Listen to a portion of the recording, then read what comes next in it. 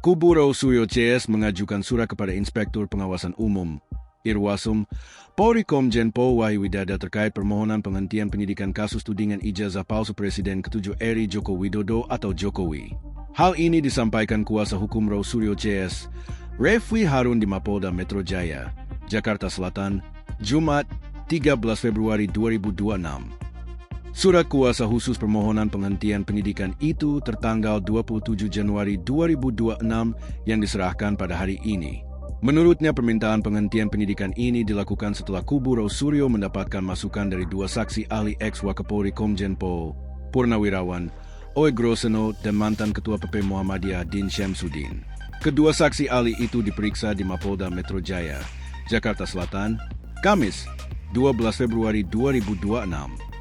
Oe Groseno menjelaskan surat perintah penghentian penyidikan SP3 terhadap Egy Sujana dan Damai Hari Lubis praktis menggugurkan laporan polisi terhadap seluruh terlapor.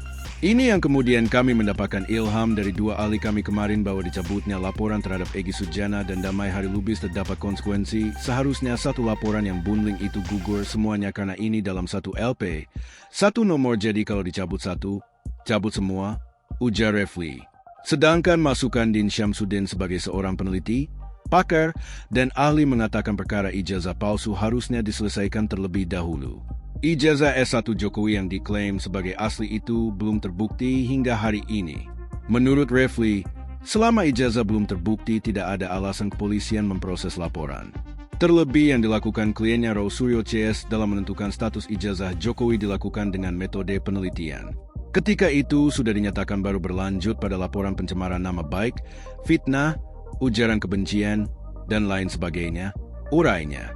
Adapun maksud dari kubu Rosurio melapor ke Irwasum Polri lantaran kasus ini bermula dari laporan pengaduan masyarakat dari tim pembela ulama dan aktivis TPUA di Bareskrim Polri. Namun, dari hasil penyelidikan yang dilakukan Direktorat Tindak Pidana Umum bahwa ijazah Jokowi dinyatakan identik dan sah. Penyelidikan tersebut dilakukan dengan ijazah pembanding serta uji forensik. Proses gelar perkara khusus sudah berlangsung akan tetapi Bareskrim tetap menyatakan ijazah Jokowi identik. Bareskrim Polri kemudian menghentikan penyelidikan karena tidak ditemukan tindak pidana dan bukti yang cukup. Refli menilai selama belum ada keputusan pengadilan yang berkekuatan hukum tetap, kepolisian wajib memproses laporan. Seharusnya Bareskrim memproses laporan soal ijazah itu, tegasnya. Pakar hukum tata negara itu mengungkap sebelum kasus ini menggelinding di Polda Metro Jaya pun sudah dilakukan korespondensi dengan Irwasum Polri. Respons pihak Irwasum diklaim kubu Rosurio hanya pernyataan bahwa bersifat normatif. Pandangan Oe Groseno, ex-Wakapolri Komjen Pol Purnawirawan, Oe Groseno menilai penghentian penyidikan mestinya berlaku untuk semua terlapor. Dari pengalamannya, SP3 tidak bisa serta-merta dilakukan hanya untuk sebagian dari terlapor. SP3 Egy Sujana dan Damai Hari Lubis secara tersurat dan tersirat karena mereka, kubu Jokowi, melaporkan 8 orang berarti penghentian penyidikan juga harusnya diberikan pada seluruh yang dilaporkan. Tidak bisa diambil sendiri 2 orang di SP3, yang lain tidak, ungkapnya. Dia mempertanyakan alasan Restoratif Justice RJ untuk Egy dan Damai. Selama tidak meninggal dunia, RJ harus memiliki alasan yang jelas bukan hanya karena sesuatu hal. Oe Groseno juga memandang tak pernah terjadi ada perbuatan delik aduan pencemaran nama baik atau fitnah dengan melaporkan lebih dari 1 orang. Kubu Jokowi mempersangkakan pasal 310 dan 311 KUHP tentang pencemaran nama baik dan atau fitnah dalam KUHP lama. Menurutnya, ketentuan pasal tentang pencemaran nama baik atau fitnah itu tidak jelas uraiannya dan ada pertentangan di dalamnya. Di pasal itu juga tidak ada penegasan secara eksplisit dalam KUHP lama ataupun baru mengenai pembagian klaster pidana. Bahasa hukum seperti ini diharapkan tidak dijadikan sebagai model baru yang justru akan merusak penyidikan di tahun Indonesia emas tahun 2045. Tuturnya.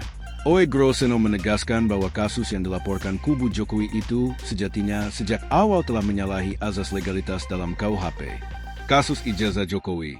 Kasus tudingan ijazah Presiden ke-7 RI, Joko Widodo, Jokowi, masih bergulir di kepolisian. Polda Metro Jaya yang menangani kasus itu pada awalnya menetapkan 8 tersangka kasus ijazah Jokowi yang dibagi menjadi 2 klaster. 5 tersangka dalam kluster pertama adalah Egy Sujana, Kurnia Trirohyani, Damai Hari Lubis, Rustam Effendi, dan Muhammad Rizal Fadillah.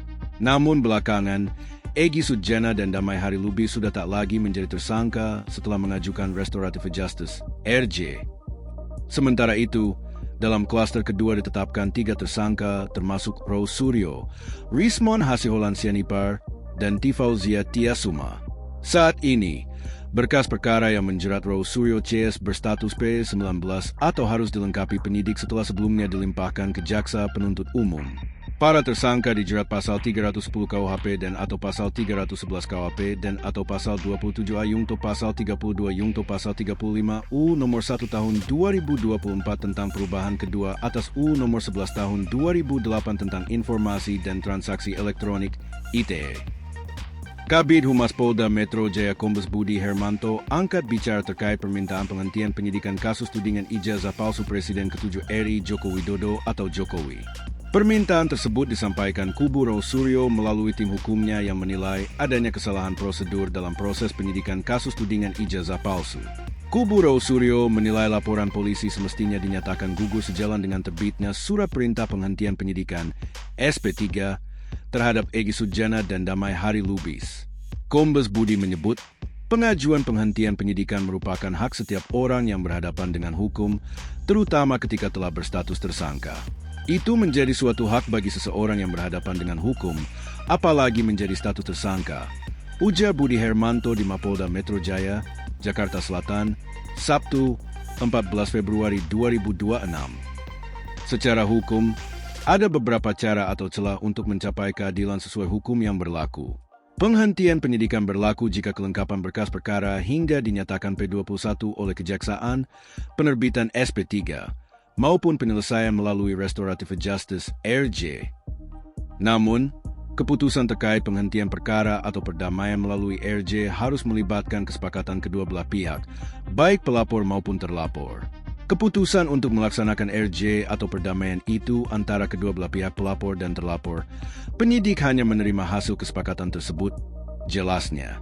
Di samping itu, penyidik masih melakukan pendalaman terhadap berkas perkara yang berstatus P19 sesuai petunjuk jaksa peneliti. Pendalaman dilakukan dengan memeriksa sejumlah saksi tambahan, termasuk di wilayah Surakarta dan Yogyakarta. Ini merupakan pemenuhan atas petunjuk jaksa peneliti. Kami masih melengkapi pemeriksaan saksi-saksi, katanya. Setelah seluruh pemeriksaan dinyatakan lengkap, berkas perkara akan kembali dikirim ke Kejaksaan untuk diteliti. Jika jaksa menyatakan berkas lengkap atau P21, maka proses akan dilanjutkan ke tahap 2. Apabila Kejaksaan menyatakan berkas perkara tersebut sudah lengkap P21, kita akan melaksanakan tahap 2, penyerahan tersangka dan barang bukti. Kita tunggu waktunya, ucap Budi. Rose Suryo tolak berdamai.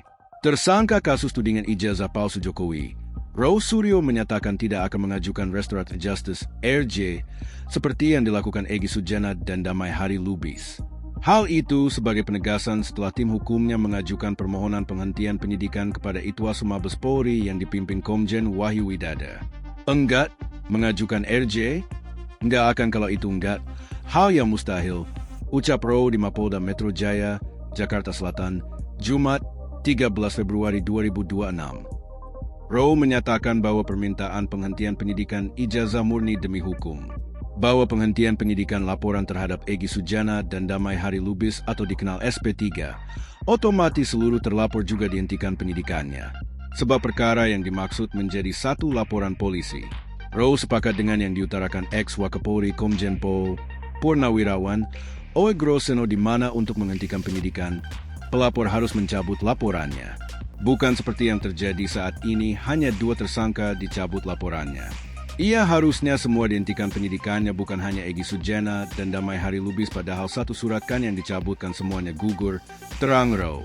Kuasa hukum Rose Suryo CS, Refli Harun, menyatakan sejak 30 Juni 2025 kliennya berstatus sebagai saksi fakta dalam perkara dugaan ijazah palsu di Mabes Polri. Menurut Refli, secara doktrinal, penetapan tersangka terhadap saksi yang sedang memberikan keterangan mengenai objek perkara yang sama dapat dikategorikan sebagai bentuk intimidasi hukum atau obstruction of justice. Ia merujuk pada pasal 10 ayat 1 Dan 2. Undang-Undang Nomor 31 Tahun 2014 yang mewajibkan penundaan tuntutan hukum terhadap saksi hingga perkara pokoknya, yakni laporan dugaan pemalsuan surat, memperoleh kekuatan hukum tetap inkrah. Rafli juga menyoroti penerbitan SP3, Surat Perintah Penghentian Penyidikan, terhadap Egy Sujana dan Damai Hari Lubis. Penerbitan SP3 tersebut semestinya didahului dengan pencabutan laporan polisi, LP, terhadap keduanya. Sementara, kata dia, LP tersebut berada dalam satu bundel dan satu nomor perkara yang sama. Kalau LP-nya dicabut, maka otomatis semua gugur, ujarnya.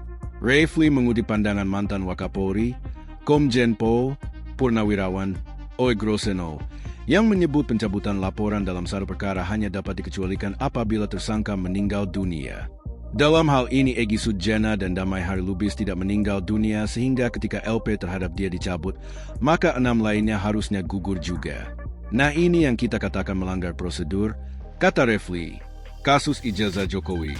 Kasus tudingan ijazah Presiden ke-7 RI, Joko Widodo, Jokowi, masih bergulir di kepolisian. Polda Metro Jaya yang menangani kasus itu pada awalnya menetapkan 8 tersangka kasus ijazah Jokowi yang dibagi menjadi 2 klaster.